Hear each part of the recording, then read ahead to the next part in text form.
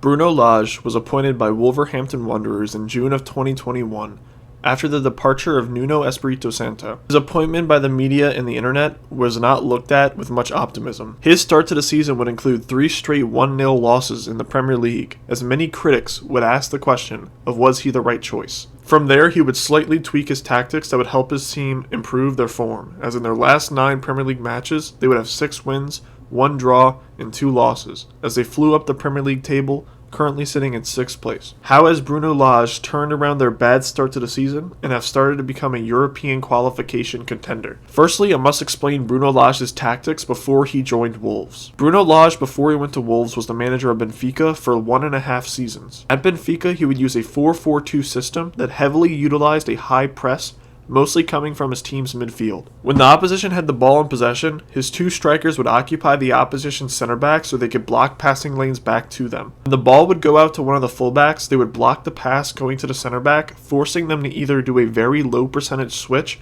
across the pitch or play forward where his midfield will press. If the opposition's fullback has the ball, the wide midfielder will push forward to press them, while the other midfielders follow suit to block passing lanes to cause mistakes. If his team would cause a mistake, they would jump hard on the counterattack, leading to many goals. In possession, the team heavily utilized their fullbacks, especially their left back, Alejandro Grimaldo, as he would go forward and play off the midfielders to find space to create chances. His tactics really worked in the first half season as he won the title, but he would be replaced after his next season due to him finishing in 2nd place. Wolves hired him, knowing his past playing style would not fit the current players at Wolves, but they trusted him to change their tactics for the betterment of the team. In his first games as manager for Wolves, he stuck with the Nuno formation of the 3-4-3, as this fit the players on the pitch much better. When he used his squad, he continued to try to have his team press like his teams in the past used to. This would cause issues for them, as they would be picked apart way too easily. His attacking style stayed the same, somewhat, as he wanted his wingbacks to interplay with the midfield and inverted wingers to expose the space on the wing. However, early in the season, they were not creating enough chances and their defense was getting exposed due to failure to successfully press. Bruno Lage switched to a more Nuno approach for Wolves, as instead of pressing high, they focused on staying very compact with their whole squad, as they forced the opposition to pass wide